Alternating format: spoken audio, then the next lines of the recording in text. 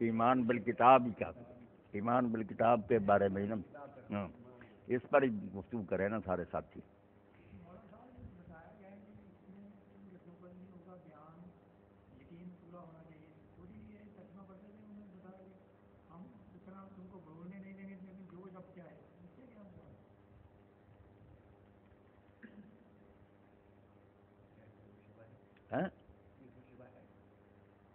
جتنا اللہ تعالیٰ نے کو سکھا دیا وہی ہمارے لیے کافی اور وہی ان کو پڑھائے. نہیں ان کا سوال ہے کہ ایک آیت آئی نا جس میں تھا سنکرو کا فلا تنسا الا ما شاء اللہ کہ اللہ آپ کو پڑھائے گا اور آپ نہیں بھولیں گے سوائے اس کے جو اللہ ہی بلانا چاہے. یہ بات ہے نا. وہ کہتے ہیں کہ اللہ نے کچھ بلا دیا پھر یہ کیا ہوا.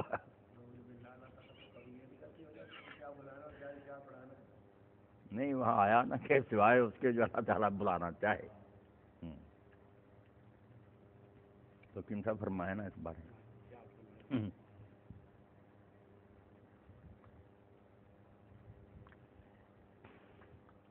قرآن مجید میں کئی جگہ یہ آیات آتی ہیں کہ سوائے اس کے جو اللہ چاہے. اس کے علاوہ بھی کئی باتیں ہیں ایسی. حضرت شعیب علیہ السلام کہتے ہیں کہ یہ تو ہو ہی نہیں سکتا کہ اب ہم کفر کی طرف دوبارہ لوٹ آئیں سوائے اس کے کہ میرا اللہ ہی چاہے. ابراہیم علیہ السلام بھی کہتے ہیں سورہ الانعام میں ہے کہ یہ بت جو ہے ان سے میں کوئی نہیں ڈرتا سوائے اس کے کہ میرا اللہ ہی چاہے. تو یہ باتیں جو ہے نا ان کا مطلب یہ نہیں کہ اللہ نے اس کے الٹ کو جانا ہے یا ایسا کو ہونا ہے. صرف یہ تفویض اللہ ہے کہ سپرد کر دیا جاتا ہے اپنے آپ کو اللہ کے کہ ہم دم نہیں مار سکتے. یہ الگ بات ہے کہ اس نے نہ ایسا چاہنا نہ چاہا نہ وہ ایسا ہونے دے گا. مگر ہم اگر کہیں کہ بس ہم نہیں بھولیں گے تو یہ کوئی بات نہیں. اگر وہ چاہے اس کے خلاف کرنا تو ہم اس کے سامنے بالکل عاجز اور بے بس ہیں. مگر دوسری طرف ضمانت بھی دی گئی کہ وہ چونکہ سب کچھ جانتا ہے اس طرح جاننے کے باوجود وہ غلط کیوں چاہے گا. یہ جتنی آیتیں میں نے پڑھی نا کہ ابراہیم علیہ السلام کہتے ہیں بتوں سے نہیں میں ڈرتا سوائے اس کے میرا رب چاہے. یعنی اگر میرا رب ہی کوئی نقصان پہنچانا چاہے تو پھر تو پہنچ سکتا ہے مگر میرا رب چاہے گا نہیں. آگے نا پھر علم کی بات آ جاتی کہ میرا رب ہر چیز کو جانتا ہے وہ غلط نہیں چاہے گا. مگر یہ بتانے کے لیے کہ بندہ اللہ کے سہارے کے بغیر کچھ نہیں. اس لیے رسول کریم علیہ السلام کو بھی یہ جو بات کہی نا وہ آپ کے ذہن میں جو آئی کہ اللہ نے کچھ چاہنا بلانا نہیں. صرف یہ ہے کہ آپ یہ نہیں کہہ سکتے کہ اللہ نے سکھا دیا تھا اب آپ بھول ہی نہیں سکتے. اللہ چاہے تو بلا تو سکتا مگر وہ بلائے گا نہیں. جیسے سورہ بنی اسرائیل میں اللہ کہتا ہے کہ اگر ہم چاہیں تو یہ سارا قرآن تجھ سے واپس لے لے اور تجھے کوئی بھی حمایتی نہ ملے ایک لفظ بھی نہ تجھے حاصل ہو سکے. مگر اللہ ایسا چاہتا نہیں. وہ صرف نا اپنی حکومت چلانے کے لیے کہ حکم میرا ہی ہے میرے سامنے میں سارے بے بس ہیں. میں نہیں چاہتا تو اسی لیے آپ کو نہیں بولتا ورنہ اگر میں چاہوں تو بلا تو سکتا. وہ صرف سکنے کی بات ہے کہ اللہ کرنا چاہے تو کر سکتا کرتا نہیں. یہی شعیب علیہ السلام نے کہا کہ یہ تو ممکن نہیں کہ ہم کفر کی طرف لوٹیں مگر میرا رب بھی چاہے تو بھائی ہو تو سکتا. میں عاجز بندہ ہوں میں دم تو نہیں مار سکتا.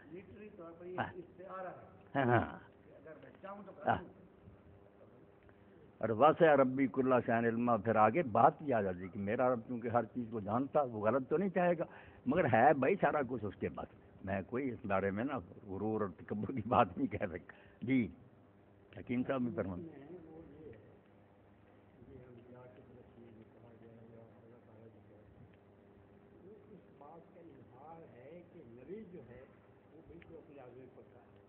کوئی طاقت ایسی نہیں ہے جو اسے اپنے ارادے سے اور اپنے ایمان سے جو ہے اس کو روک سکے اور جو اس کے منصب جس میں اسے فائز کیا گیا اس سے وہ دستکش ہو جائے.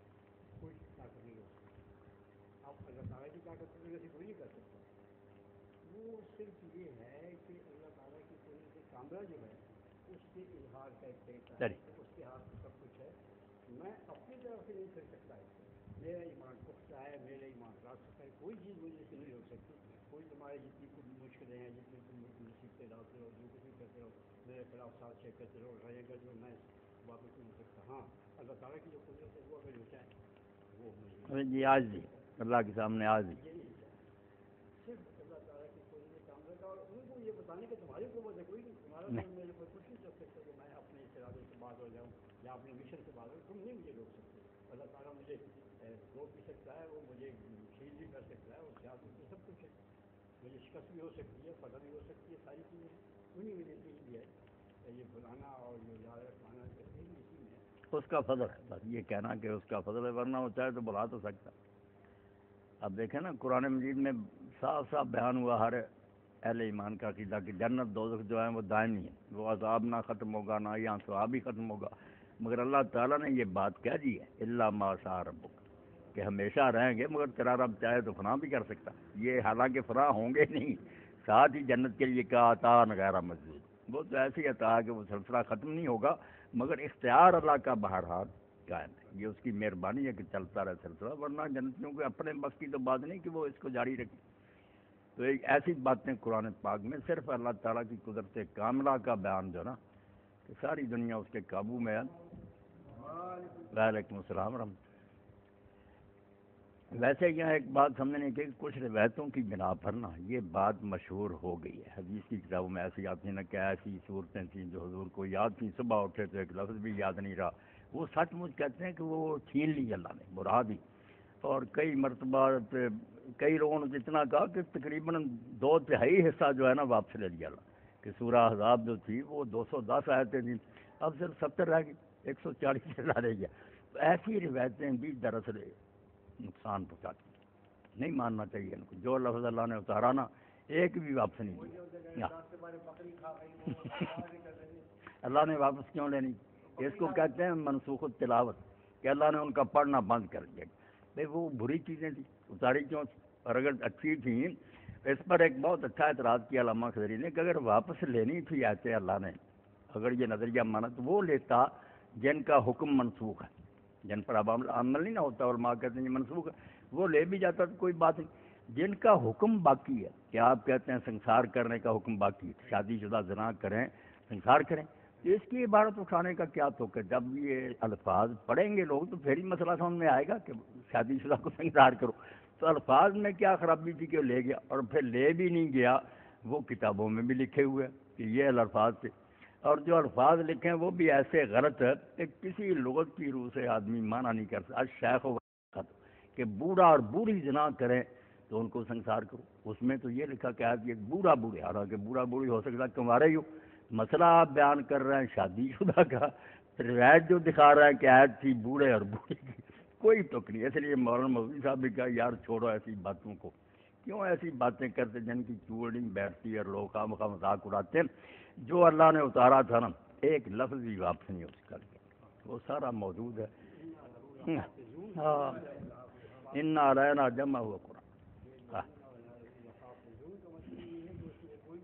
کوئی نہیں واپس نہیں، نہ اس میں کوئی بری بات تھی معاذ اللہ کہ اللہ ڈر گیا کہ لوگ پڑھیں گے تو کہیں گے کہ اللہ کی غلطیوں کا پتہ چل گیا، کوئی جو اترا ہے پورا موجود، اللہ نے اس کو جمع کرایا، اور جیسے وعدہ اللہ پاک کا آپ نے پڑھا کہ میرے ذمے جمع کرانا، اس لیے یہ بھی جو باتیں ہیں نا کہ قرآن حضور منصر چھوڑ گئے تھے، نہ کسی کو پتہ تھا شروع کہاں سے ہوتا کہاں ختم، یہ بعد میں پھر خلیفے جمع کرتے رہے صورتیں بنی، یہ باتیں بھی چوٹائی صاحب لوگوں نے خواہ مخواہ کر دی۔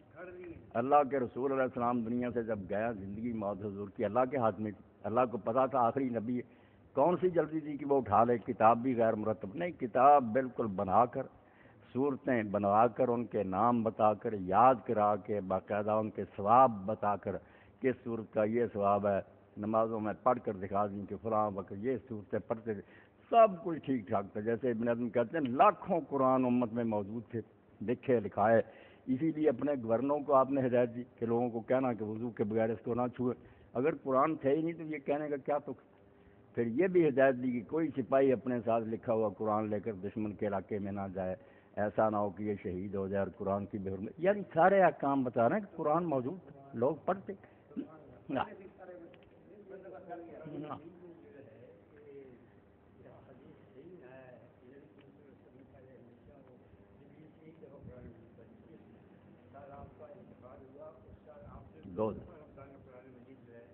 دور کیا پورا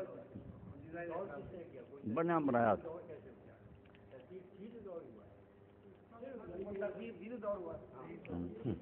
اسی لیے تو چوٹائی صاحب ہم نے روک دیا تھا کہ آگے نہیں پڑھنا، قرآن کے بارے میں ذہن کلیئر ہونا چاہیے کہ یہ جو اترا تھا ٹھیک ٹھاک جمع ہوا، ایک زیر زبر کا فرق نہیں، اس میں کوئی شیطانی مداخلت نہیں۔ اب دیکھیں کوئی نہیں، اب صحیح کا نہیں یار ایسی عبارت گھڑی اللہ تعالیٰ کی طرف منسوب کی کہ وہ قرآن کے سٹائل کے مطابق ہی کوئی مان ہی نہیں سکتا کہ یہ قرآنی عبارت ہو سکتی. تو ایسی روایتیں بھی انداز اندر نہیں ماننی چاہیے. بس قرآن جو ہے نا وہ بھی یہی ہے 10 سپارے تو نہیں. یہ ابن ماجہ میں روایت ہے نا کہ حضرت عائشہ رضی اللہ عنہا فرماتی ہیں کہ یہ 3 مسئلے قرآن میں اترے تھے. سنسار کرنے کا بھی، بڑا آدمی عمر زیادہ کا دودھ پی لے اس کا اور 10 مرتبہ دودھ پیے کو بچہ. تو یہ لکھے ہوئے یہ آیتیں حضور کے ایک چارپائی کے نیچے پڑی تھیں. ہم آپ کے غسل کفن میں شریک ہو گئے، گھر کی پالتو بکری آئی وہ کھا گئی. تو ایسی روایتیں دیوار پر مارنی بالکل کہیں بھی لکھی ہو نا ہم نہیں مانیں گے.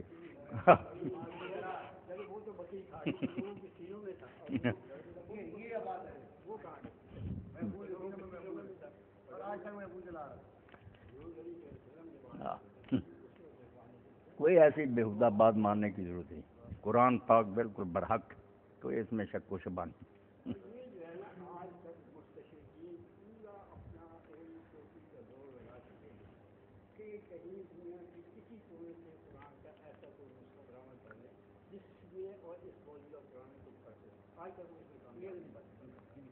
جس بات کی طرف حکیم صاحب نے توجہ دلائی ہے کتنی قابل وقت مسلمانوں میں اتنے گروہ ہیں، ایک دوسرے کو کافر کہتے ہیں، نمازیں نہیں ساتھ پڑھتے، خون ریزیاں ہوئی ہیں کتابوں میں یا زبانی بے شک کہتے رہے بدل گیا یوں، مگر ساری دنیا کی تلاشی لے لو شیعوں کی، خارجیوں کی، ہر جگہ یہی قرآن، یہی طرز، کوئی قرآن اور نہیں نکلتا کہیں.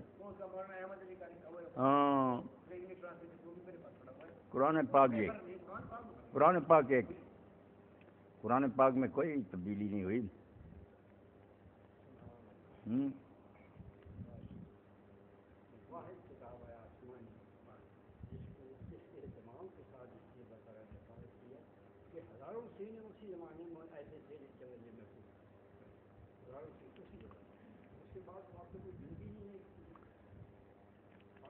یہ خیال ہو رہا تھا کہ یہ نئی تعلیم آئی ہے اور یہ قرآن کو قبول کرے گا، تو اب یہ اللہ تعالیٰ کی اپنی شان ہے کہ پہلے جو چیز بلا ہے اور روحان اور یہ جو کمین جنہیں کہتے ہیں یہ قرآن مجید سے کرتے تھے اور مساجد کے امام بنتے تھے. اب بڑے گھروں کے لوگ ہیں، گھروں کے لوگ ہیں، بچے حفظ کر وہ قرآن مجید کر رہے ہیں. یہ بھی اللہ تعالیٰ کی شان آپ دیکھ لیں کس قدر عجیب بات ہے یہ کہ وہ لوگ جو کبھی جن کے یہاں قرآن پڑھا ہی نہیں جاتا تھا ان کے بچے آپ سے قرآن 4 بچے میرے یہ ہیں کہ ان کے بچے بڑے فرما رہے ہیں پورے والے قرآن میں تو اپنی جس سے اس حفاظت کر رہی ہے انسان دنگ رہ جاتا ہے کہ اللہ تعالیٰ نے کیسے انتظام کیا ہے اس کی حفاظت. یہ کوئی سوچ سکتا تھا کہ بڑے سرما داروں میں رہ کے کہ بڑے افسروں کی لڑکے تھے وہ آپ کو قرآن یہ ہے ہمارے سامنے. روح مقدسات ہاں ماڈرن اسلام تیار ہو رہا ہے، ہمارے حکمران جو ہے بڑی شدت سے تیار کر رہے ہیں، یہ اس کا مقصد کیا ہے؟ جو کچھ ہے وہ تو وہ قرآن پاک ہے، لیکن یہ ماڈرن کام کیا کر رہے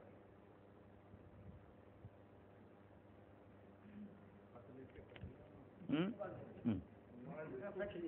ماڈرن کچھ نہیں ہے، نہ کوئی جدید ہے نہ قدیم ہے، اسلام اسلام صرف اسلام، جدید نہ قدیم، جدید کم نظری اس سائز کی خدا جو ہے ماڈرن ہے یا پرانا ہے، اسی کا اسلام ہے اور اسی کا قرآن ہے. ماڈرن اسلام کیا ہے؟ یا تو خدا بھی ہے بنا لیتے ہیں، اسلام کو لیا بنایا تو خدا بھی لیا بنا لیتے ہیں. پرانا اسلام تو جس میں خدا کا ہے وہ خدا بھی پرانا ہو گیا. تبرج الجاہلیت رول. قرآن نے کہا جن کو تم نئے کہتے ہو یہ بار بار باسی ہو چکی ہیں چیزیں، یہ سب پہلے لوگوں نے یہ کام کی ہے، شرابیں پی، زنا کی، عورتیں بے پردہ کی. یہ کون سی نئی بات؟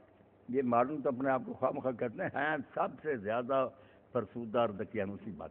جو گمراہیاں پہلی تھیں ان کو تازہ کر رہے ہیں. ہاں کوئی نئی بات نہیں، کیا نکل رہے شیطانی چیزیں. اللہ اکبر. کسی وجہ سے تھی لیکن مہنگی ہو گئی کھانا کھانا تفاوت کرتے تھے وہ آج یہ نہیں ہے. نانگوں کے کلب بن گئے یورپ میں. وہ کہتے ہیں لباس خواہ مخواہ کر لو، کوئی ضرورت نہیں ہے. لباس جو ہے یہ غیر ضروری ہے، اگر یہ اتنا ضروری ہے تو اس میں تو پتہ پیدا ہو جاتا ہے. پیدا ہو وہ کہتے ہیں سارے جانور ننگے پیدا ہوتے ہیں، انسان بھی، یہ کیوں لباس اب پہن نہیں کرو؟ پرانی جاہل.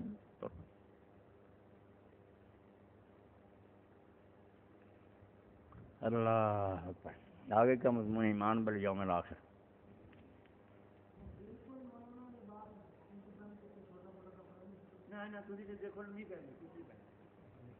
بالکل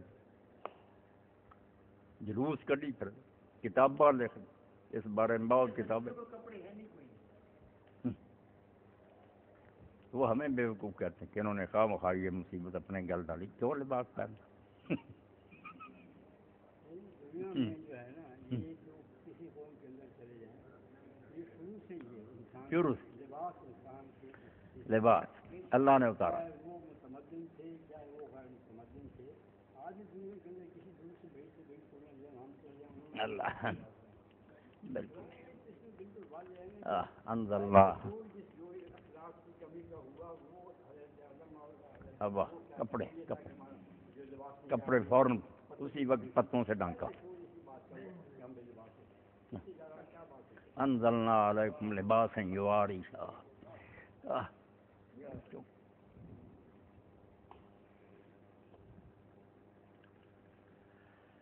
اعوذ باللہ من الشیطان الرجیم. بسم اللہ الرحمن الرحیم. ان هؤلاء لیقولون ان هي الا موتتنا الاولى وما نحن بمنشرین فأتوا بآبائنا ان کنتم صادقین اهم خیر ام قوم تبع والذین من قبلهم اهلکناهم انهم كانوا مجرمین وما خلقنا السماوات والارض وما بينهما لاعبین ما خلقناهما الا بالحق ولكن اکثرهم لا يعلمون ان يوم الفصل ميقاتهم اجمعین یوم لا یغنی مولا عن مولا شیئا ولا هم ينصرون الا من رحم اللہ انه هو العزیز الرحیم. ان شجرۃ الزقوم طعام الاثیم کالمہل یغلی فی البطون کغلی الحمیم خذوه فاعتلوه الى سواء الجحیم ثم صبوا فوق رأسه من عذاب الحمیم ذق انک انت العزیز الکریم. ان هذا ما كنتم به تمترون ان المتقین فی مقام امین فی جنات وعیون یلبسون من سندس واستبرق متقابلین كذلك وزوجناهم بحور عین يدعون فيها بكل فاكهة آمنين لا يذوقون فيها الموت إلا الموتة الأولى ووقاهم عذاب الجحيم فضلا من ربك ذلك هو الفوز العظیم. قرآن مجید کے 25ویں پارہ میں سے سورہ دخان کی آیات میں نے آپ کے سامنے تلاوت کی ہیں. اللہ پاک کفار قریش کا بیان نقل کرتے ہیں کہ یہ پورے جزم کے ساتھ اور بڑے زور کے ساتھ یہ کہتے ہیں کہ بس ایک ہی موت ہے جو آئے گی، آدمی مر جائے گا، مٹی ہو جائے گا، ہم دوبارہ نہیں اٹھائے جائیں گے. یہ باتیں جو نا کہ قیامت آئے گی، دوبارہ اٹھیں گے، حساب و کتاب ہوگا، اس کو یہ قریش جھٹلاتے ہیں، کہتے ہیں کہ بالکل یہ افسانے ہیں، گھڑی ہوئی باتیں ہیں. آدمی ایک بار مر جاتا بس مٹی ہو جاتا، پھر کب وہ زندہ ہوگا؟ اور ساتھ ہی یہ کہتے ہیں کہ اگر یہ ٹھیک ہے کہ دوبارہ زندہ ہونا تو ہمارے آباء و اجداد جو مر گئے تھے ان کو زندہ کر کے ہمارے سامنے لاؤ. اللہ کے رسولوں سے یہ مطالبہ کرتے ہیں کہ اگر تم سچے ہو تو زندہ کرو پچھلی نسلوں کو، ہمیں دکھاؤ، ہمارے باپ دادے آئے، ہم مان جائیں گے کہ واقعی مردے زندہ ہو گئے. تو اللہ تعالیٰ جواب میں کہتے ہیں کہ کیا یہ لوگ بہتر ہیں یا تبا کی قوم اور وہ لوگ جو ان سے پہلے تھے؟ ہم نے ان کو ہلاک کیا، وہ بڑے مجرم تھے. اور ہم نے آسمانوں اور زمین کو اور جو ان کے درمیان ہے کوئی کھیل کے طور پر نہیں پیدا کیا، ہم نے ان کو مقصد کے تحت پیدا کیا ہے، لیکن اکثر لوگ اس بات کو نہیں جانتے۔ فیصلے کا دن ان سب لوگوں کے لیے ایک مقرر وقت ہے۔ اس دن کوئی رشتہ دار کسی رشتہ دار کے ذرہ برابر کام نہیں آئے گا، اور نہ کسی کو کسی طرف سے کوئی مدد ملے گی۔ صرف وہ لوگ جو ہیں وہ اس دن عذاب سے بچیں گے جن پر اللہ رحم فرمائے گا۔ وہ غالب ہے، رحم کرنے والا۔ زقوم کا درخت گناہ گاروں کی خوراک ہوگا، وہ تیل کی تلچھٹ کی طرح پیٹ میں ابلے گا جیسے گرم پانی ابلتا ہے۔ حکم ہوگا پکڑو انہیں اور جہنم کے بیچ میں پھینک دو، پھر ان کے سروں پر گرم کھولتا ہوا پانی ڈالو، اور ساتھ ہی یہ کہا جائے کہ چکھ مزہ، بے شک تو بڑا معزز بنتا تھا اور اپنے آپ کو بڑی اونچی چیز سمجھتا تھا، آج مزہ چکھ اس عذاب کا۔ یہی وہ چیز ہے جس کے بارے میں تم جھگڑتے تھے، شک کرتے تھے۔ جو لوگ اللہ سے ڈرتے رہے وہ اس دن امن کی جگہ میں ہوں گے، باغوں میں ہوں گے، چشموں میں ہوں گے، سندس اور استبرق کا لباس پہنیں گے، آمنے سامنے تختوں پر بیٹھے ہوں گے۔ یہی بدلہ ان کو ملے گا، اور ہم ان کی شادی، ان کا نکاح ایسی خوبصورت عورتوں کے ساتھ کرتے گے جو آہو چشم ہوں گی، موٹی موٹی آنکھوں والی گوری۔ وہاں وہ بے خوف بے خطر ہر قسم کا پھل منگوائیں گے۔ وہاں انہیں کوئی موت نہیں آئے گی سوائے اس موت کے جو اس دنیا میں نے چکھ لی، اور اللہ تعالیٰ انہیں جہنم کے عذاب سے بچائے گا۔ یہ تیرے رب کی طرف سے فضل ہوگا، یہ بہت بڑی کامیابی ہے۔ انسانوں کی بربادی اور ان کی بدبختی میں سب سے بڑا عنصر جس کا دخل ہے وہ آخرت کا انکار ہے۔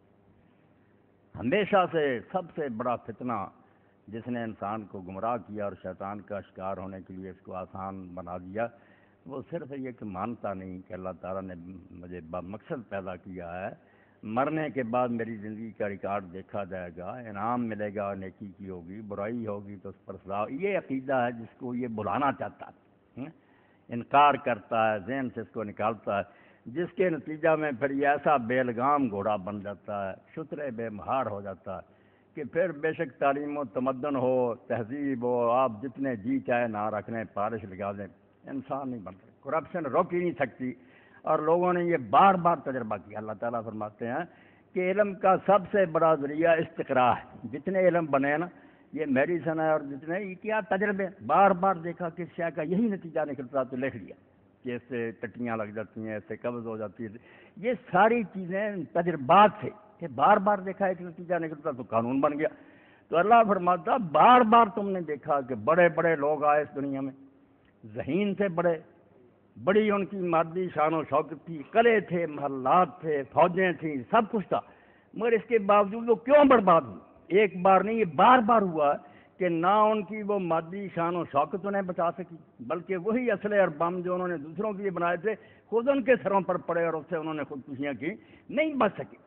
تو سبب کیا ہے جس کی وجہ سے ان کی نہ مادی ترقی ان کے کام آتی ہے، نہ ان کی ذہانت اور تکنیک ان کو کوئی فائدہ دیتی؟ اس کے لیے اللہ نے قوم طبا کا حوالہ دیا، یہ یمن کے حکمران اور عرب کے شاعروں نے ان کی ذہانت اور ان کی شان و شوکت کے قصیدے لکھے۔ سب عرب جانتے تھے کہ طبے کون تھے، ایک نہیں طبا ہوا، بہت سے ہوئے۔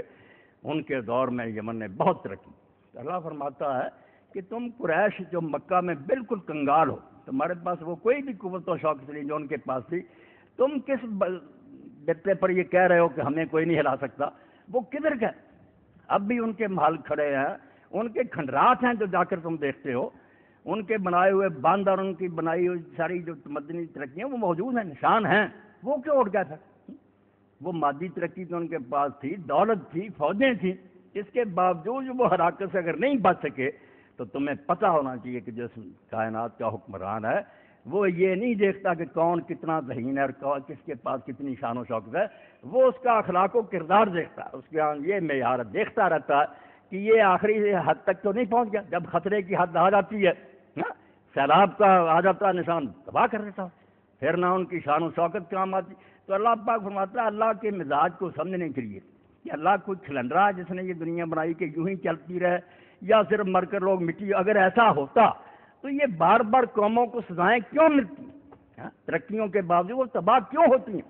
اور ساری دنیا بعد میں پھر ان کے عروج و زوال کے اسباب پر بحث کرتے ہیں کہ یہ کیوں گرے. پتہ یہی چلتا کہ ان میں اخلاقی طور پر خرابیاں آ گئی، وہ کرپٹ ہو گئے. تو اس سے پتہ نہیں چلتا کہ اس دنیا کا راجا جو ہے وہ آنکھیں بند کر کے نہیں بیٹھا ہوا، وہ دیکھتا رہتا کہ میری زمین میں کون بگاڑ پیدا کر رہا ہے، کون اس کو سنوار رہا ہے. مہلت دیتا ہے، بہت موقع دیتا ہے کہ یہ سمجھ جائیں، مگر آخری پھر یہی آپ دیکھتے ہیں لوگ سب کچھ ترقیوں کے باوجود، ذہانتوں کے باوجود برباد ہو جاتے ہیں. اس سے تمہیں اس کے مزاج کا، اس کی طبیعت کا اندازہ ہو جانا چاہیے کہ وہ لا تعلق نہیں ہے. یہ نہیں کہ اسے اس دنیا کے معاملات سے دلچسپی نہیں، وہ پوری طرح دیکھتا کہ یہاں کیا ہو رہا. تو جب قوموں کو یہاں سزائیں ملتی ہیں تو اس سے پتہ چلا کہ وہ عادل ہے، منصف. وہ نہیں دیکھ سکتا کہ میری دنیا میں ہمیشہ لوگ فساد برپا کرتے رہے. اب سوال صرف یہ رہ گیا کہ قوموں کو سزائیں ملتے تو لوگ دیکھتے رہے.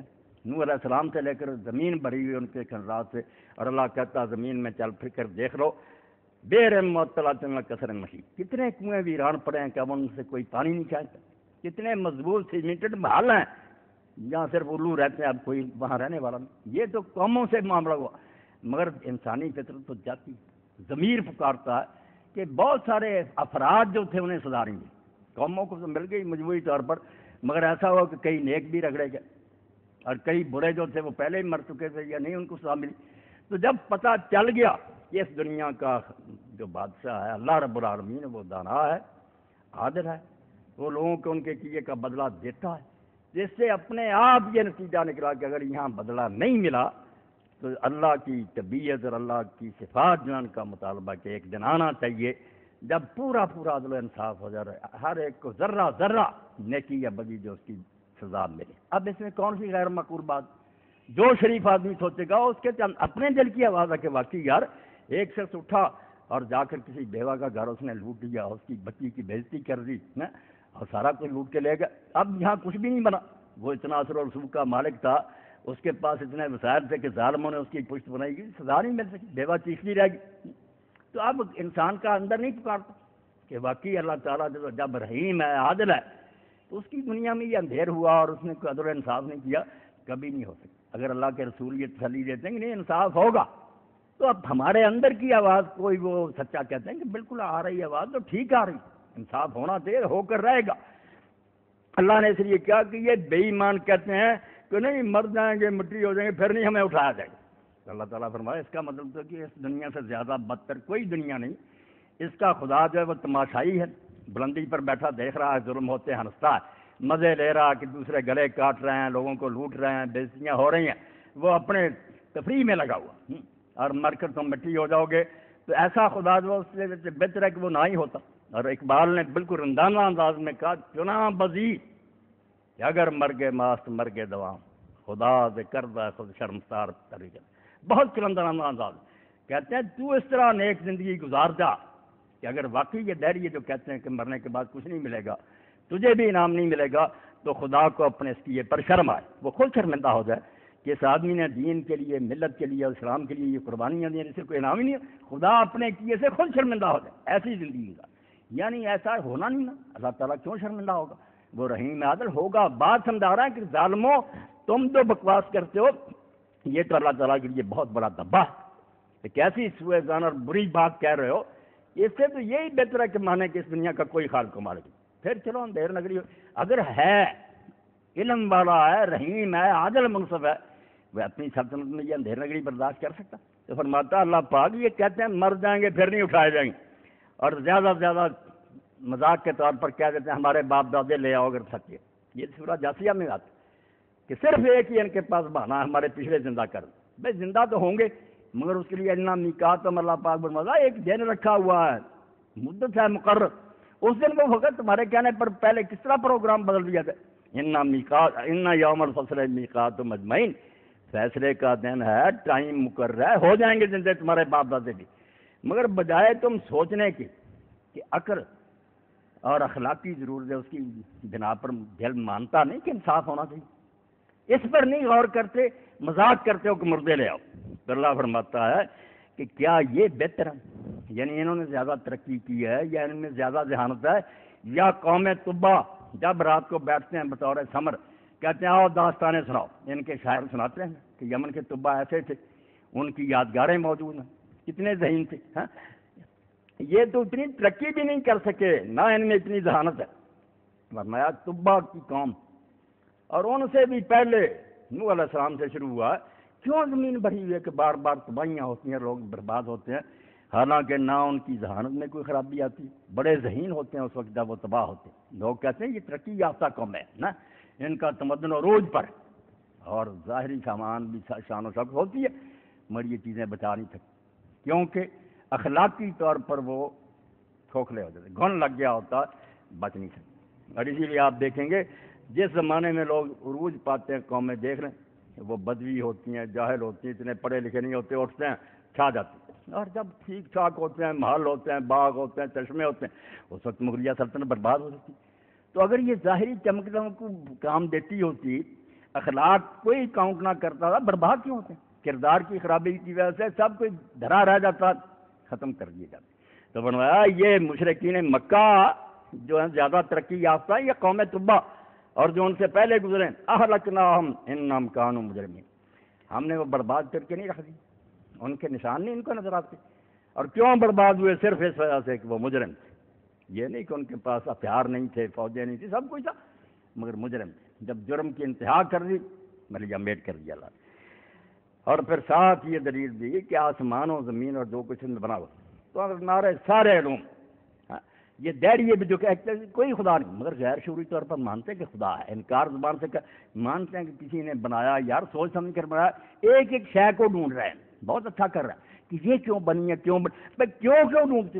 جب خود بخود کیا آٹومیٹک کو بن گئی ایکسیڈنٹ کے طور پر، اس میں کیا ہوتا؟ کیوں تو اسی لیے کہ تمہارے جیل کے اندر موجود ہے کہ یہ پلاننگ کے تحت بنی ہے. پہلے ایک ذہن میں آیا مقصد، اس کے لیے بنانے والے نے بنا، اس لیے تم کیوں ڈھونڈتے رہتے ہو. اور یہ کوئی بڑی بات، مگر اس کیوں سے پیدا کرنے والے پر تک کیوں نہیں جاتے کہ جس نے مقصد بنائی وہ کون تھا پلاننگ کرنے والا؟ ادھر نہیں تم آتے.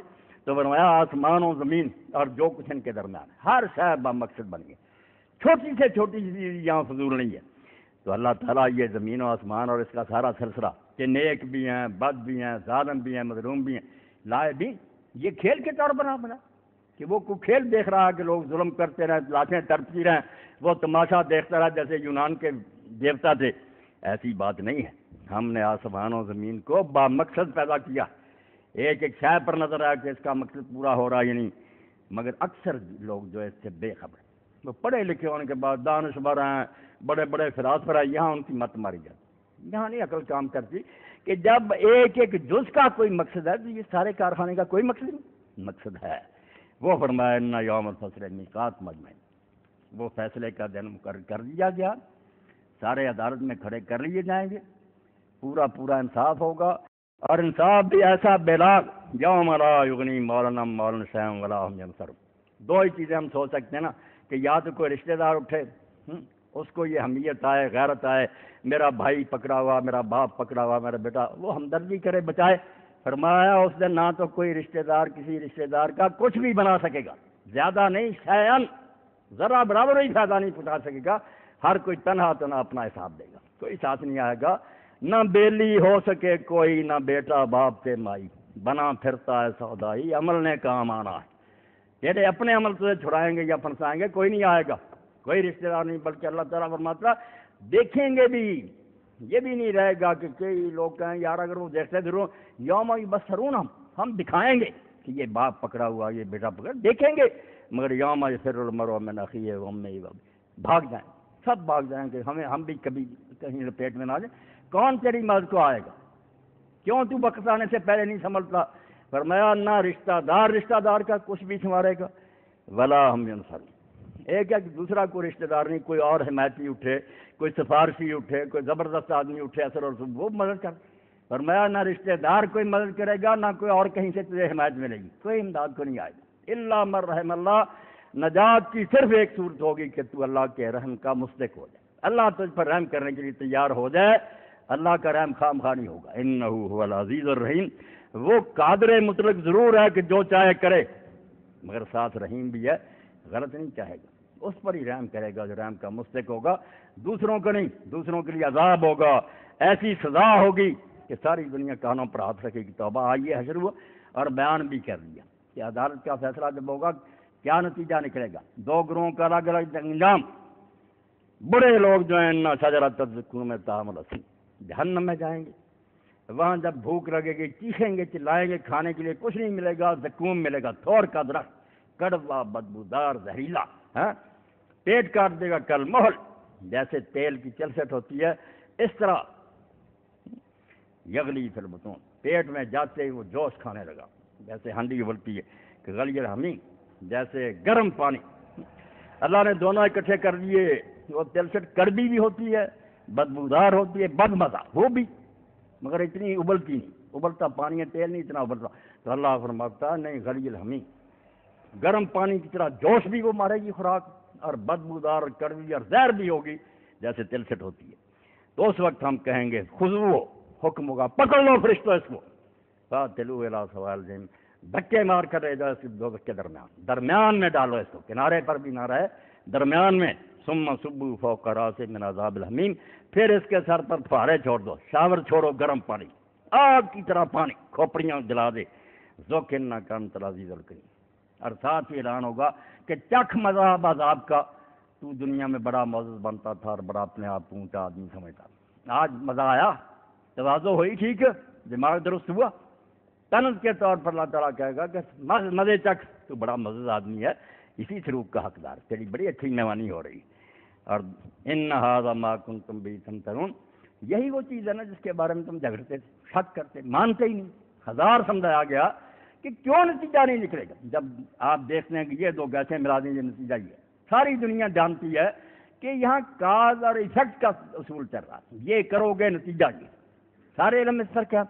اب اخلاق میں آ کر، نیکی اور بدی میں آ کر یہ اصول کیسے معطل ہوگا؟ ہر معاملے میں، کیمیا میں، جہاں جہاں تم مانتے ہو کہ یہ علت ہوگی معلولی ہوگا، یہ کرو گے نتیجہ یہ ہوگا. نیکی بدی میں کہتے نہیں یہ نیکیاں کرتے کچھ نہیں ملے گا، تو کہتے ہیں نہیں ہوگا، یہ تمہارے اپنے دماغ کی خرابی ہے. جیسے ان دائروں میں بالکل کاز اینڈ ایفیکٹ ہے نا، نیکی اور بدی میں لازماً جو بو گے وہ کاٹو گے، کوئی نہیں ایسا ہوگا کہ نتیجہ نہ نکلے. تو کہا اس میں تم جھگڑتے تھے. اور دوسری طرف نیک لوگ، ان المتقین فی مقام امین. قرآن پاک کا یہ کمال، دونوں تصویریں دکھا دیتا ہے کہ یہ جوتیاں کھا رہا ہے، یہ عزت سے بیٹھے. تو فرمایا یہ سزائیں بھگت رہے ہیں. ان المتقین فی مقام امین، جو اللہ سے ڈرتے رہے، بچ بچ کر چلتے رہے. لفظی قرآن پاک نے کیسا چڑھا، ایجا مومن کہتا ہوں متقین، ان المتقین فی ظلال وعیون، کہیں عادت ہے متقین، بچ بچ کر چلنے والے، جنہوں نے گاڑی بسندہ تو نہیں دوڑائی، دیکھتے رہے کہ موڑ کدھر آتا ہے، خطرہ کہاں ہے، بچ کر جانا، کہاں رفتار تیز کرنی ہے، کہاں آہستہ کرنا، بچ کر سمجھ. زندگی کی راہ پہ چل لیکن ذرا بچ بچ کے چل، یوں سمجھ لے کوئی مینا خانہ بارے دوش. کیسی پیاری بات کہ اسلام ترقی سے نہیں روکتا، چاند سے بھی آپ آگے نکلے. اسلام کو کہتے تھے اللہ کی بنائی دنیا، تم اسی لیے بنے ہو، کرو، مگر مانتے رہو کہ اس دنیا کا ایک مالک ہے، ہم اس کے بندے ہیں، اس نے ہمارے لیے کچھ ہدایتیں نازل کی ہیں. وہ گائیڈ بک اپنے پاس ہے، وہ ہدایتیں جو ہے نا ان کے مطابق گاڑی چلاؤ. تو زندگی کی راہ پہ چل لیکن ذرا بچ بچ کے چل، یہ تقویٰ، بچ بچ. کوئی کہتا ہے کہ پہاڑی راستوں میں جا دوڑا دو، کہا پہاڑی سے ٹکرا دیں، نہیں، وہاں لوگ تو موڑ ہیں قدم قدم پر ہوش سے چلاتے ہیں. اس کو عربی زبان میں تقویٰ کہتے ہیں، بچ بچ کر. یوں سمجھ لے کوئی مینا خانہ بارے دوش. بڑی پیاری مثال دی کہ جیسے کسی کے کندھوں پر شیشوں کا ٹوکرا ہو تو وہ لفنگ پنا نہیں کرتا، ناچتا کودتا نہیں، بچ بچ کر چلتا کہ یہ چور ہو جائیں. تو اس لیے زندگی گزار یوں سمجھ لے کوئی مینا خانہ بارے دوش ہے، کندھوں پر شیشوں کا ٹوکرا، بچا کر لے جانا. اللہ کی بارگاہ میں جاؤں تو پیش کر. اور جنہوں نے یہ بچ بچ کر زندگی گزاری، نسخہ کیا؟ میں نے ہندوؤں کی کتابوں میں یہ حکایت پڑھی، دین تو اللہ نے سب تک پہنچایا نا، بے شک اس میں بعد میں رد و بدل کر دیا. ہدایت عام ہے اللہ کی، کوئی علاقہ خالی نہیں رہا. تو کہتے ہیں کہ جس نے یہ وید جمع کیے ہیں اس نے اپنے والد سے پوچھا کہ میں علم کس سے حاصل کروں؟ تو اس نے کہا ریاست راجا جنک کے پاس چلا جائے. اب راجا جنک تو ایک دنیا دار حکمران تھا، بادشاہ تھا، عالم نہیں تھا. اس نے کہا ابا جی نے آپ کے پاس علم سیکھنے کے لیے بھیجا. اس نے کہا اچھا. وہ سمجھ گیا کہ علم تو میرے پاس کیا ہے، مگر اس نے کہا کوئی نصیحت ہونی چاہیے. اس نے کہا پھر ویاس شہر کی سیر کر، شام تک سارا شہر دے، کھیل تماشے، شام کو رپورٹ دینا. یہ ہاتھ پر دودھ کا پیالہ رکھ دیا، لبا لب اور ساتھ 2 سپاہی کھڑے بھیج دیے ننگی تلواروں والے دائیں بائیں. اس نے کہا سب دیکھو سیر کرو مگر ایک قطرہ بھی ادھر ہو گیا نا زندہ نہیں چھوڑیں گے یہ سپاہی. دونوں کو میں نے حکم دے دیا سر اڑا دے. اب سارا شہر اس نے دیکھا, اسے نہیں نظر آیا کہ کوئی تماشا ہو رہا ہے کہیں کھیل ہو رہا, بس پیالے کی فکر رہی. جب شام کو واپس آیا اس نے پوچھا کہ بتاؤ کوئی کھیل تماشا دیکھا؟ اس نے کہا راجا میں نے کھیل تماشا کیا دیکھنا, مجھے تو فکر تھی کہ یہ دونوں سپاہی ارد گرد ہیں, تلواریں ننگی, اگر ایک قطرہ بھی گر گیا قتل کر دیں. پھر میں بیٹا دین یہی علم میں یہی ہے, جو کچھ جی چاہے پڑھو, اگر یہ بات حاصل نہیں ہوئی کہ بچ کر جاؤ. تو اللہ فرماتے ہیں ان المتقین فی مقام امین, جو بچ بچ کر یہاں رہے, ہر وقت اس دھیان میں رہے کہ اللہ دیکھ رہا اور یہ چیز جو ہے اس کا ہم نے جا کر حساب دینا. بے شک ایسے متقی لوگ, محتاط لوگ کہاں ہوں گے؟ فی مقام امین, ایسی جگہ میں ہوں گے جہاں پر کسی قسم کا خطرہ نہیں. اب امین کہہ دیا کہ امن کی جگہ. امن کس چیز کا؟ کہ نہ تو مرنے کا اندیشہ, یہاں خطرہ ہے. ہم ہزار جتن کریں کس کو یہ گارنٹی حاصل ہمیشہ رہنا, موت تو آئے گی. موت کا کانٹا جو ہے اس کو ہم نہیں اپنے دل سے نکال سکتے. سب کو یہ مل جائے مر جانا, وہاں یہ خطرہ نہیں ہوگا. بس ہمیشہ لوگ زندہ رہیں گے, موت کا کوئی ڈر نہیں رہا, چھن جانے کا کوئی ڈر نہیں. یہاں بڑی محنت سے آپ نے دولت کمائی ہے, لٹ جاتی, نقصان ہو. فرمایا نہیں, جو مل جائے گا وہ پھر چھینا نہیں جائے گا. بڑھاپا کوئی نہیں آئے گا, کسی قسم کا کوئی خطرہ نہیں ہوگا. فی مقام امین, ایسی جگہ میں ہوں گے. جنت کی تعریف کر دی کہ ہر قسم کے خطرے سے تم محفوظ ہوگے, نہ بیمار ہونا, نہ بڑھاپا, نہ نکالا جانا, نہ چھن جانا, نہ کوئی غم, نہ پریشانی. یہ لوگ وہاں ہوں. دنیا میں یہ فکر مند رہے, وہاں فکر اللہ تعالیٰ نے سارے ختم کر کہ اب کسی چیز کا فکر نہیں. فی جنات و عیون, باغوں میں ہوں گے. ایک باغ نہیں کہا, جنات, بے شمار باغ ہوں گے جن میں یہ پھریں گے, سیر کریں گے. رسول کریم علیہ السلام نے حدیث پاک میں فرمایا کہ جنتی کا ایک خیمہ جو صرف ایک ہی موتی کا بنا ہوا, یہ بھی نہیں ملا کر نیچے نہیں اکٹھی, ایک ہی کھولدار موتی, اس کا جو طول عرض ہوگا. ادھر خیمے میں بیویاں بیٹھی ہیں, ادھر والوں کو ان کی خبر. 70 میل جو ہے نا وہ خیمہ اتنا بڑا. ایسے خیمے بے شمار, اپنی ساری دنیا میں پھرے گا, گلیکسی کا مالک. یہ جہان اتنا بڑا ہم دیکھ رہے ہیں, زمین و آسمان کی حکومت ایک بندے کی. جہازوں پر جائے جہاں جی چاہے سیر کرے گا. فرمایا فی جنات, بے شمار باغ ہوں گے جہاں یہ رہیں گے.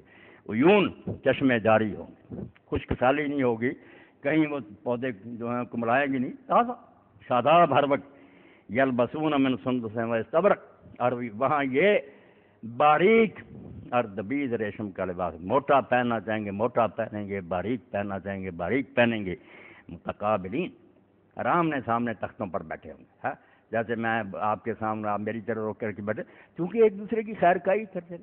بات خالی سے دنیا میں بھی ایک دوسرے کو اچھا مشورہ دیتے رہے کہ بھائی یہ کام نہ کرو. وہ اللہ نے وعدے پورے کیے, نتیجہ اچھا نکلا, خوش ہو کر مل رہے ہیں آمنے سامنے. اور دوستیوں کا بیان آتا اللہ پاک اور مزہ, جب ملیں گے ایک دوسرے پر جوتی پیدار, لیڈروں پر چھتر پھینکیں گے, وہ ان پر پھینکیں گے, ایک دوسرے کو گالیاں دیں گے کہ حرامیوں تم نے ہمیں برباد کیا. تو فرمایا جنتیوں میں داخل ہو جاؤ, کہ ایسے دوست چنو, ایسے ساتھی کہ جو وہاں بھی اکٹھے ہوں تو پھر خوش دلی سے ایک دوسرے کے سامنے منہ کر کے بیٹھے کہ واقعی یار تیری نصیحتیں ٹھیک تھیں.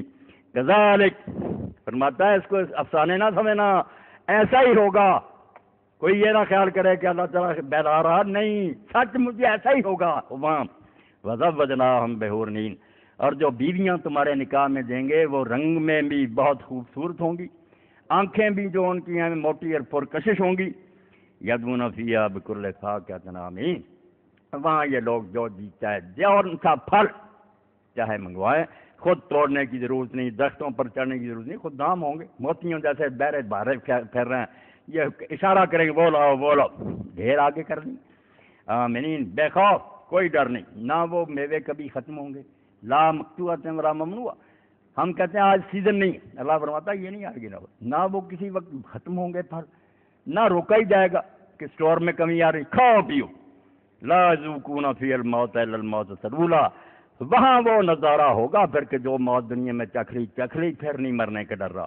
ووقاہم عذاب الجحیم, یہ انعام ملیں گے, اور دوسری طرف جو دوزخ کا ڈر ہے اس سے بھی اللہ بچا لے گا. دو چیزیں اگر مل جائیں, ادھر کامیابی مل جائے, ادھر سزا سے آدمی محفوظ ہوئے. فرمایا مل جائیں گے, فضلا من ربک, تیرے رب کی طرف سے یہ نام ہوگا اور مہربانی، ذالک هو الفوز العظیم، یہ ہے اصل بڑی کام، یہ ہے کہا یہی ہے اصل بڑی کامیابی۔ یہ جو کامیابی ڈاکٹر بن گیا، بی اے کر لیا، میں کیا وہ اکبر الہ آبادی رحمۃ اللہ علیہ کی بات کیا کہیں، احباب کیا کار نمایاں کر گئے، بی اے کیا، ڈگری ملی، نوکر ہوئے، پھر مر گئے مٹی میں چلے، کہاں گئی ڈگری ہو؟ تو یہ کامیابیاں نہیں، فرمایا کامیابی یہ ہے کہ جنت میں قدم رکھ لیا اور دوزخ سے بچ گئے، اصل کامیابی ہے۔ ورنہ جو لوگ اس چیز کو بھولے رہے، اس دنیا کے پیچھے پڑے رہے، کیا انہوں نے حاصل کیا؟ سب کچھ چھوڑ کے چلے گئے۔ وہ عمر خیام کی روائی میں آخر میں عرض کروں، یہ زمین بڑی ہوئی، اللہ کہتا ہے علم حاصل کرنا کتابوں سے نہیں ملتا، پھر کر دیکھو، ان کے علاقے ویران پڑے ہیں، ان کے محل کھڑے ہیں۔ تو خیام کہتا کہ میں نے دیکھا ایک محل تھا، سب کے سامنے آتے ہیں مگر ہم دیکھتے نہیں ہیں، بس نکل جاتے ہیں گاڑی پہ، کسر کے بعد چرخ حمیزت پہلو بر درگہ شہاں نہاد اندر، میں نے وہ محل دیکھا جو آسمان کے ساتھ برابری کرتا، بڑا بلند و بالا، اور جس کے آستانے پر آ کر دوسرے بادشاہ سجدے کرتے تھے، یہ اتنا بڑا حکمران تھا۔ دیدیم کے بر کنگراش فاختہ ہے بنشستہ ہمیں گفت کہ کو کو کو کو، اب فاختہ کو کہتی ہے نا، کوکو ہے فارسی زبان میں، کہاں ہے کہاں ہے کہاں، تو کہتا ہے میں نے اس کے منارے پر بیٹھی ایک فاختہ کو یہ کہتے سنا کہ وہ کہتی تھی کو کو کو کو، کہ وہ بادشاہ کہاں گئے، ان کے پہرے دار کہاں گئے؟ تو آنکھیں کھولنے کے لیے تو اللہ تعالیٰ کہتا زمین بڑی، چلو پھر اب بتا رہی ہے کہ یہاں اکڑنے کی کوئی ضرورت نہیں، اللہ غالب ہے، جھک کر رہو، اس کو راضی کرو، ورنہ جو کہتے ہیں نا باپ دادے کو زندہ کرو، کر دیں گے، یہ بات ہو جائے گی مگر اس دن پر پچھتاوے کے سوا کچھ نہیں ہوگا۔ وآخر دعوانا الحمدللہ رب العالمین۔ اب محترم حکیم صاحب آپ کے سامنے درس حدیث بیان فرمائیں۔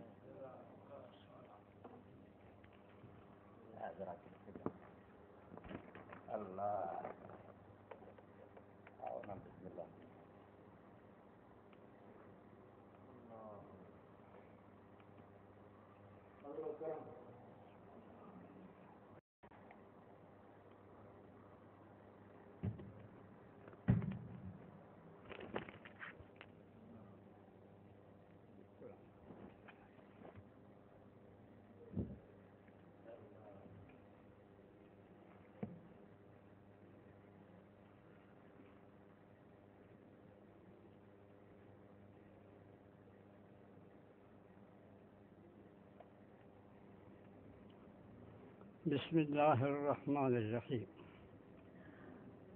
عن نبي موسى الأشعري رضي الله تعالى عنه أن النبي صلى الله عليه وسلم قال: إنما مثل الجليس الصالح وجليس السوء كحامل المسك ونافح الكيل.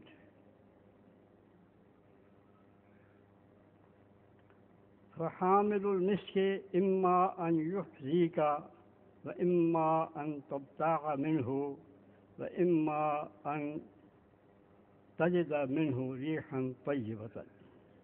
ونافح الكيل إما أن يحرق ثيابك وإما أن تجد منه ريحا منتنة.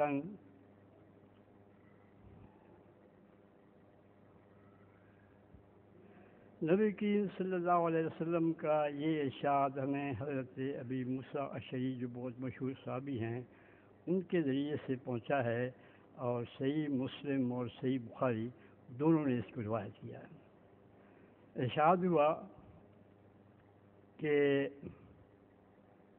ایک اچھے ہم نشین، نیک ہم نشین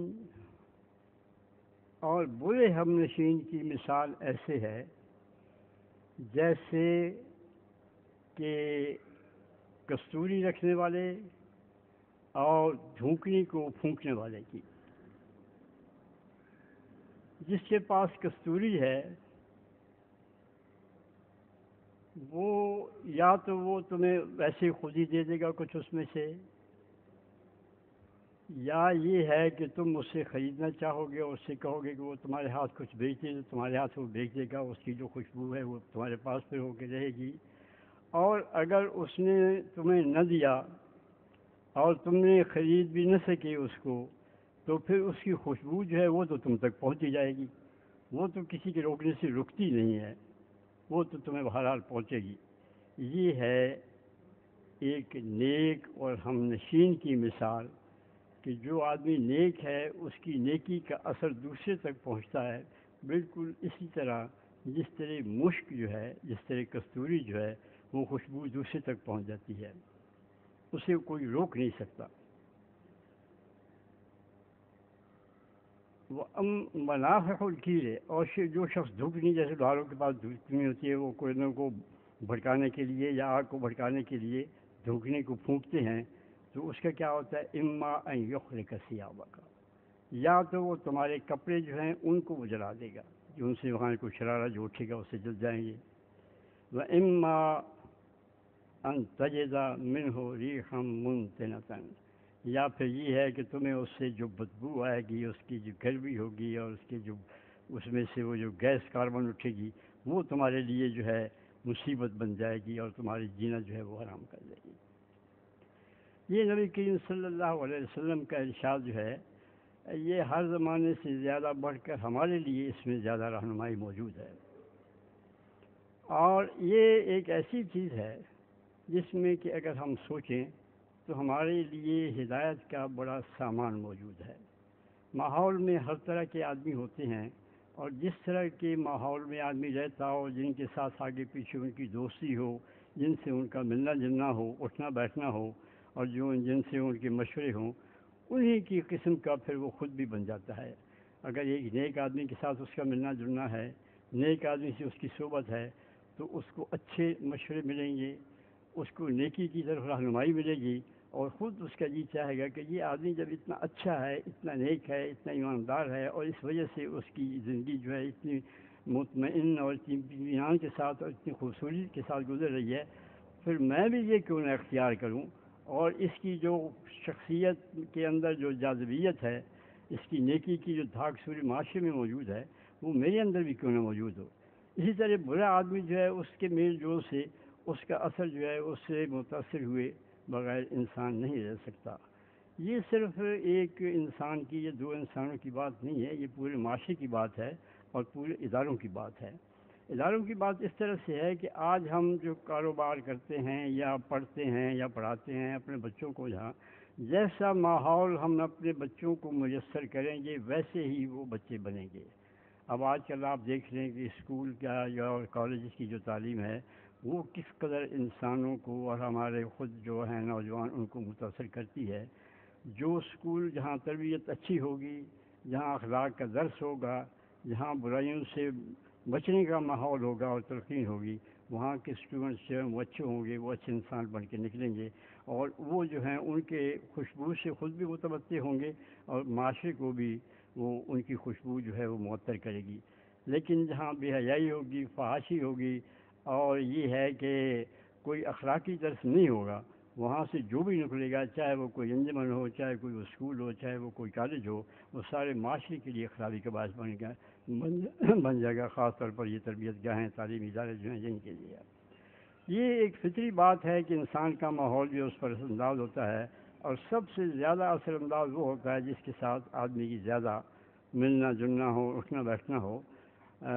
بہت مشہور ہے ایک قطعہ شیخ سعدی کا کہ گلے خوشبو در حمام روزے، رسید از دست محبوب بدستم، بدو گفتم کہ مشکی یا بیری کی از بوئے دلاوے ز تو مستم، بگفتہ بگفتہ من گلے ناچیز بودم، ولیکن مدت باگل نشستم، جمال ہم نشیں در من نثر کر، مگر نامن ہما خاکم کے ہستم۔ کہنے لگے کہ انہوں نے شیخ سعدی نے یہ بات بڑی خوبصورتی کے ساتھ سمجھائی ہے کہ ایک جگہ خوشبودار مٹی مجھے ملی، تو میں نے کہا کہ تم تو مٹی ہوئی، تمہارے اندر خوشبو کہاں سے آ گئی؟ کہنے لگے میں کچھ عرصے تک جو ہے پھول کے ساتھ رہی ہوں، پھول میرے پاس رہے ہیں، میری زمین سے اگے ہیں اور میرے اوپر ان کا رہا ہے تو اس خوشبو کی وجہ سے جو ہے پھولوں کی وہ میرے اندر آ گئی ہے، ورنہ میں تو وہی مٹی ہوں جو پہلے تھی، یہ خوشبو تو اس پھولوں کی صحبت کی وجہ سے ہے جو میرے اندر آ گئی ہے۔ تو یہ دیکھنا چاہیے کہ ہم جو صحبت اختیار کرتے ہیں، ہماری جو دوستیاں ہیں، ہمارے جو تعلقات ہیں، تاجر ہیں تو تاجروں میں سے کیسے لوگوں کے ساتھ تعلقات ہیں، پڑوسی ہیں تو کن پڑوسیوں کے ساتھ ہمارا تعلق ہے، اگر کوئی اور معاشرتی انجمن ہے تو ان میں سے کیسے لوگ جو ہیں جو ہمارے ساتھیوں میں سے ہیں، اگر ہم یہ اور کسی ادارے کے ساتھ، یا ہمارے بچے یا ہماری بچیاں جو ہیں کہیں ادارے میں تعلیم حاصل کرتی ہیں، وہ کس طرح کے ادارے ہیں، ان سے کس طرح کے انسان بن کے نکلتے ہیں۔ تو یہ ساری ذمہ داری جو ہے ہر شخص اس کا فرداً ذمہ دار ہے کہ وہ اپنے آپ کو بھی برائی سے بچائے اور برے ماحول سے بچائے، اور ان لوگوں سے بچائے جن کی صحبت ان پر بری طرح اثر انداز ہو، جیسے کہ ایک جھکنے والے کے پاس بیٹھا ہوا شخص جو ہے اس پر اس کا شرارہ پڑ کے اس کے کپڑوں کو جلا سکتا ہے، اس کی کاربن جو ہے اس کی سانس کو خراب کر سکتی ہے، اس پھیپھڑوں کو تباہ کر سکتا ہے، اس کی صحت کو خراب کر سکتا ہے، اور اس کی جو ہے پسینہ اس سے آئے گا، وہ اس کی کپڑوں کے اندر بدبو پیدا ہو سکتی ہے۔ اسی طرح سے برا شخص جو ہے اس کی صحبت، چاہے وہ گھر پر ہو، چاہے وہ دکان پہ ہو، چاہے وہ کسی انجمن میں ہو، چاہے کسی اسکول اور کالج میں ہو، وہ ہر جگہ خراب کرے گی کہ اس کے اندر خرابی بنیادی طور پر موجود ہے۔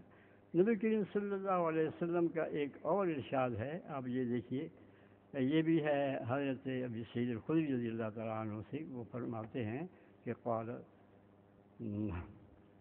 لا تصاحب الا مؤمنا ولا یاکل طعامک الا تقی، یہ ابو داؤد کی روایت ہے۔ حضرت ابو سعید خدری کہتے ہیں کہ نبی کریم صلی اللہ علیہ وسلم نے ارشاد فرمایا کہ تمہارا مصاحب، تمہارے ساتھ اٹھنے بیٹھنے والا، تمہارے درد و غم میں شریک ہونے والا، تمہارے مشرب میں شریک ہونے والا مومن ہونا چاہیے۔ مومن ہوگا تو وہ تمہیں وہ راستہ بتائے گا، وہ مشورہ دے گا، اس چیز کی ہدایت کرے گا، اس چیز کا جو تمہیں راستہ دکھائے گا جو کہ تمہیں اللہ کا تمہارے اندر خوف پیدا کرے گا، ایک اچھا انسان بنائے گا، تمہیں بری چیزوں سے روکے گا، برے اخلاق سے روکے گا اور برائیوں سے منع کرے گا۔ اگر وہ اچھا ہے، تم کہیں ملازم ہو تو تمہیں رشوت سے روکے گا، اگر دکاندار ہو تو تمہیں کم توڑنے سے روکے گا، اگر کسی اور طرح سے کوئی ایسا معاملہ ہے جو تم کرتے ہو تو اس میں وہ تمہارا ہاتھ پکڑے گا اگر تم کسی کبھی برائی کی طرف جاتے ہو۔ تو اس لیے فرمایا کہ تمہارا مصاحب جو ہے وہ مومن ہونا چاہیے، اور مومن ہی تمہارا مصاحب ہو۔ تمہارے قریب وہ شخص ہیں جو خود ایمان سے مزین ہیں، جن کے اس کریکٹر کے اندر ایمان جو ہے وہ سب سے زیادہ طاقتور چیز ہے۔ لا تصاحب کا الا مومن، لا تصاحب الا مومن۔ دوسری یہ ہے کہ ولا یاکل طعامک الا تقی، کہ تمہارا کھانا جو ہے وہ تقی کے ساتھ کوئی نہ کھائے۔ یعنی یہی نہیں کہ آپ کھلا رہے ہیں اس میں 7 شخص ہے وہ سارے آئے، یہ کھانے کا معاملہ جو ہے یہ اللہ تعالیٰ کا تو دسترخوان بہت وسیع ہے، لیکن اس وسیع دسترخوان پہ حرام چیزیں بھی موجود ہیں اور حلال چیزیں بھی موجود ہیں۔ ہمیں حلال چیزوں کے کھانے کی اجازت دی ہے، حرام کھانے کی اجازت نہیں دی ہے، دسترخوان میں تو موجود ہے۔ اس طرح سے لا یاکل طعامک الا تقی، تمہارا کھانا جو ہے وہ اللہ کا کوئی نیک بندہ، اللہ کا خوف دل رکھنے والا جو ہے وہ تمہارا کھانا کھائے، یعنی تمہارے دسترخوان پہ بیٹھنے والا۔ دسترخوان پہ وہ بیٹھتا ہے جن کے ساتھ کوئی قریبی تعلق ہو، جن کے ساتھ کوئی مطلب ہو، جن کے ساتھ محبت ہو۔ تو محبت انہی لوگوں سے ہونی چاہیے جن کے اندر خدا کا خوف موجود ہو، اور جو خوف اللہ کا جو ہے وہ دوسرے کی طرف منتقل کر سکیں، ان کی نیکی جو ہے متعدی ہو اور وہ دوسروں کو بھی نیک بنا سکیں۔ اسی طرح نبی کریم صلی اللہ علیہ وسلم کا ایک اور ارشاد ہے، اور نبی مسعود رضی اللہ تعالی عنہ قال جاء رجل الى رسول الله صلی اللہ علیہ وسلم فقال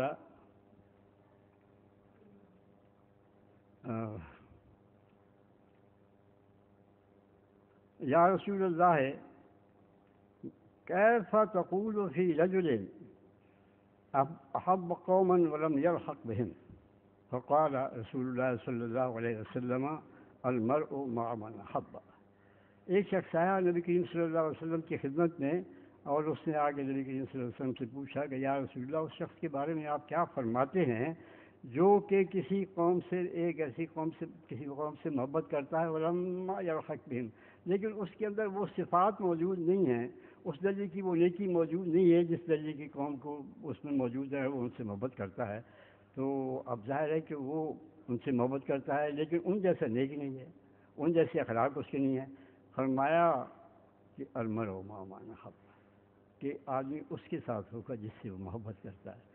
ٹھیک ہے کہ اس کا اس درجے کا کمال اس میں نہیں ہے اخلاقی، اس درجے کا تقویٰ اس میں نہیں ہے جس قوم کے ساتھ محبت کرتا ہے، لیکن یہ بات کہ اس کی محبت ان لوگوں کے ساتھ ہے جو اچھے ہیں، یہ اس کے لیے خود اس کی ایک اچھائی کی بہت بڑی دلیل ہے، اور اس بات کی ایک طرح سے ضمانت بھی ہے کہ وہ خود بھی انشاءاللہ رفتہ رفتہ اسی مقام پہ پہنچ جائے گا جن سے وہ محبت کرتا ہے۔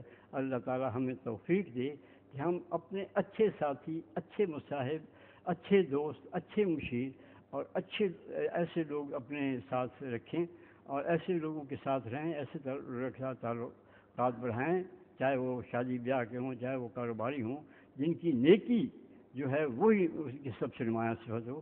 اللہ تعالی ہمیں توفیق دے۔ آخر دعوانا الحمد للہ۔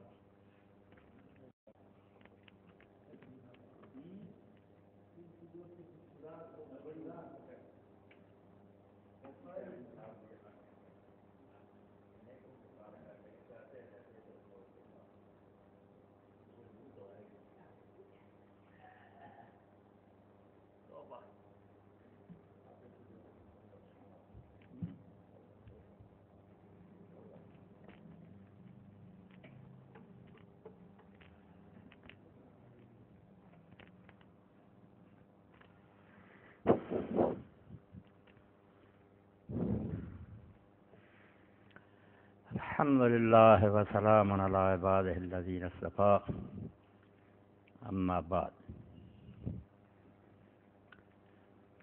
محترم حکیم صاحب جس بات کی طرف توجہ دلا رہے تھے کہ صحبت صالح اختیار کرنی چاہیے، نیک لوگوں کے ساتھ بیٹھنا چاہیے، اٹھنا چاہیے، بڑوں سے بچنا چاہیے۔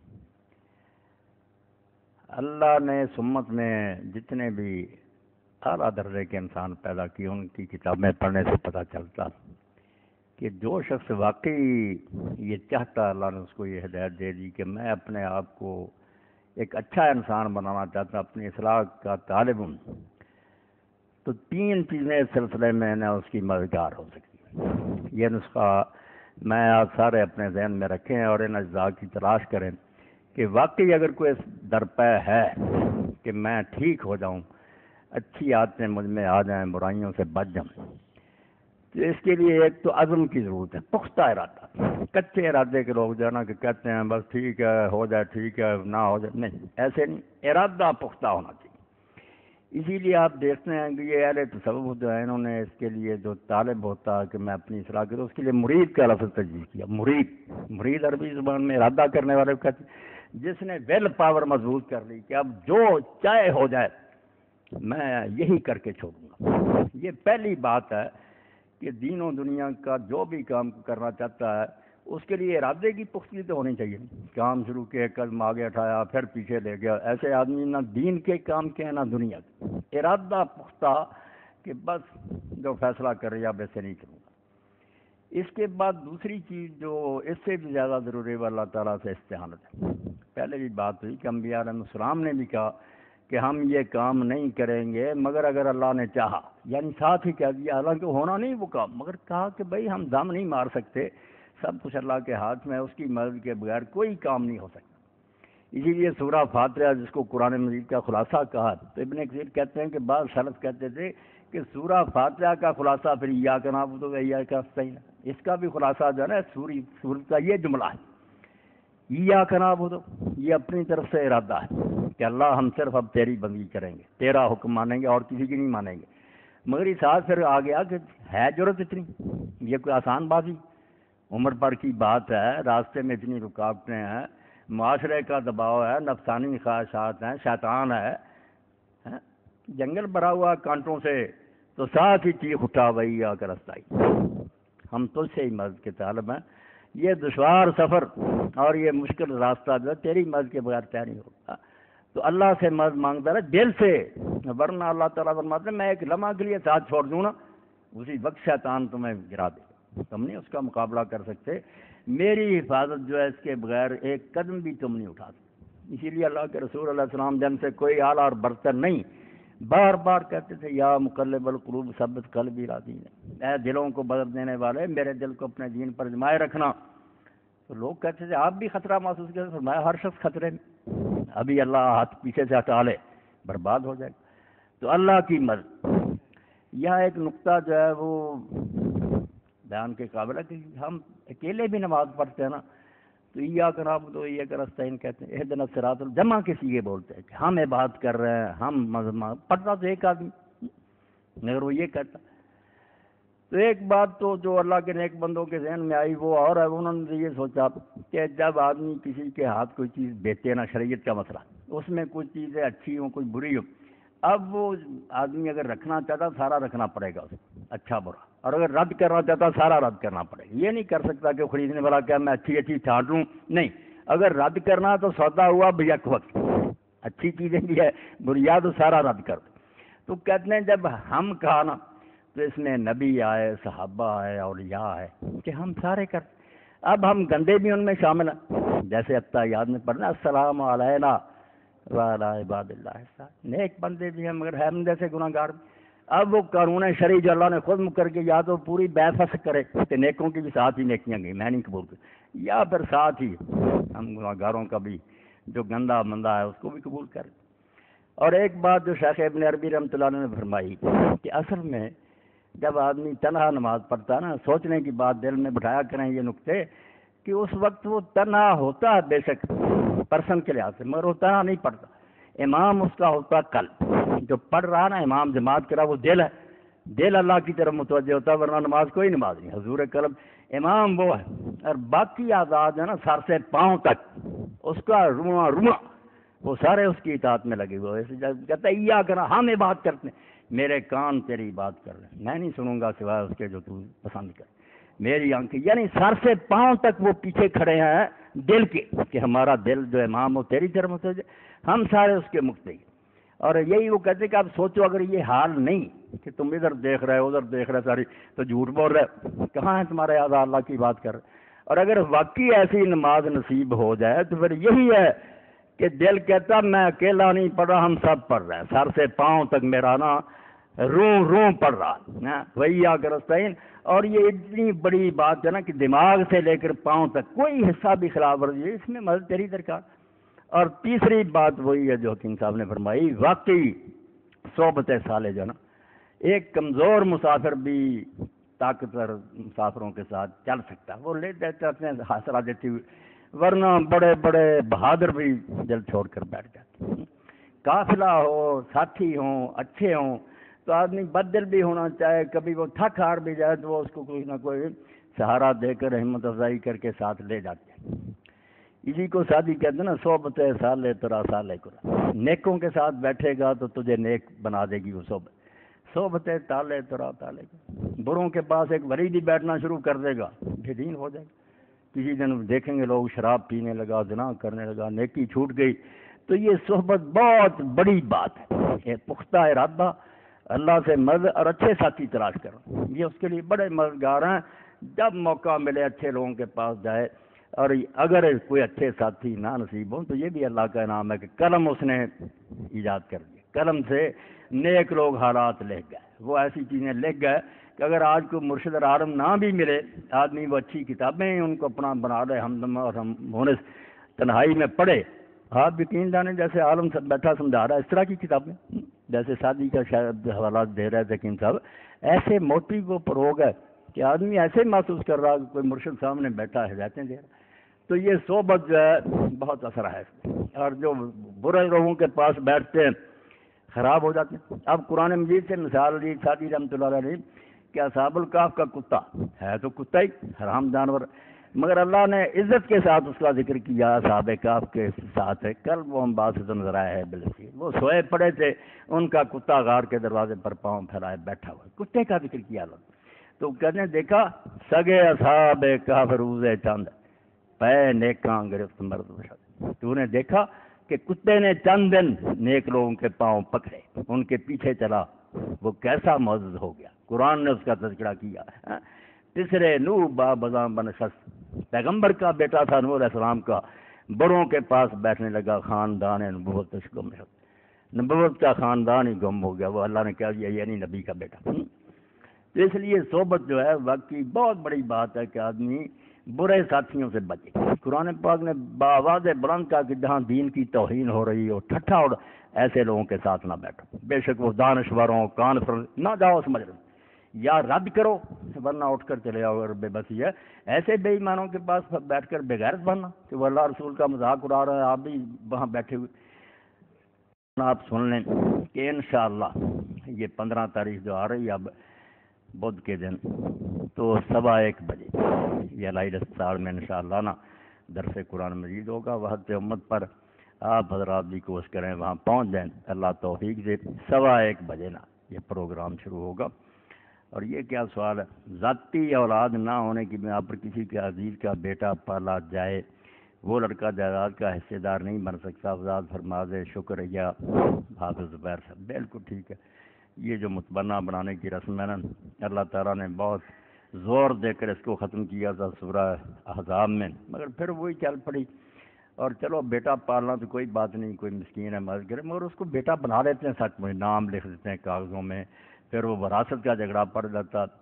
ہمارے سامنے ہی معاملہ مولانا اسحاق صاحب چیمہ رحمۃ اللہ علیہ، ان کا بچہ تھا، اس کو کاغذوں میں بھی اپنا بیٹا لکھ دیا، حالانکہ بیٹا نہیں تھا، بھتیجا تھا۔ اب بعد میں بھائی محمد علی نے کہا میں حقدار ہوں، میرا بھائی فوت ہوا، باپ بیٹے کی لڑائی عدالتوں تک، خون و خرابے تک، تو یہ سارا فساد ہوتا کہ جو اصل میں وارث ہوتے ہیں محروم ہو جاتے ہیں، ایک خواہ مخواہ کا آدمی آ کے وارث بن جاتا، پھر رشتہ جو ہے اس پر بھی اثر پڑتا۔ میں نے سنا ایک آدمی سے کہ اب ایک آدمی نے بیٹا بنا لیا تھا، اب اپنی بیٹی اس کو دینا چاہیے۔ جب اندراج کا وقت آیا رجسٹرار نے کہا میں کیسے درج کروں کہ بیٹا بھی تیرا بیٹی بھی تیری، کس طرح میں لکھ دوں؟ اب وہ کہتا نہیں وہ تو میں نے یوں ہی لکھا، وہ کہتا یوں ہی لکھا مگر کاغذ تو جو ہے نا اجازت نہیں دیتا، میں کیسے اب بلدیت جو ہے اس کا کیا کروں؟ تو یہ خواہ مخواہ کی خرابیاں جس کی وجہ سے اللہ نے اس کو ختم کیا۔ اور پھر جو معاشرتی خرابی کہ وہ بیٹا تو نہیں اصل میں ہوتا، اب بالغ ہو گیا، اس کے سامنے اس آدمی کی اگر بچیاں وہ بھی بے پردہ آئیں، دوسری کیسی خرابی ہے کہ ایک غیر آدمی اس کو خواہ مخواہ آپ نے گھر میں گھسیڑ لی۔ تو پالنا شفقت سے بیشک پالے، مگر وہ بیٹا کوئی نہیں، نہ اس کا کوئی وراثت ویسا، اپنے طور پر کوئی مدد کرنا چاہتا ہے چلو میں نے پالا تو ہبہ کر دے، الگ بات جی۔ الحمدللہ رب العالمین والصلاة والسلام علی رسول الامین سیدنا و نبینا محمد وآلہ واصحابہ اجمعین۔ اللہم انصر من نصر دین محمد صلی اللہ علیہ وسلم واجعلنا منہم واخذل من خذل دین محمد صلی اللہ علیہ وسلم ولا تجعلنا منہم۔ اللہم انصر الاسلام والمسلمین واخذل الکفرۃ والمشرکین۔ ربنا افرغ علینا صبرا وثبت اقدامنا وانصرنا علی القوم الکافرین۔ ربنا لا تجعلنا فتنة للقوم الظالمین ونجنا برحمتک من القوم الکافرین۔ اذهب الباس رب الناس واشف انت الشافی لا شفاء الا شفاءک شفاء لا یغادر سقما۔ اللهم اشف كل مريض، اللهم رد كل غريب، اللهم اقض دين كل مدين، اللهم اصلح امة محمد، اللهم فرج عن امة محمد، اللهم ارحم امة محمد۔ وصلی اللہ تعالی علی عبد اللہ ورسولہ خاتم النبیین سیدنا محمد وآلہ واصحابہ اجمعین، آمین یا رب۔ اللہ خیریت سے رکھے، مہربانی فرمائے۔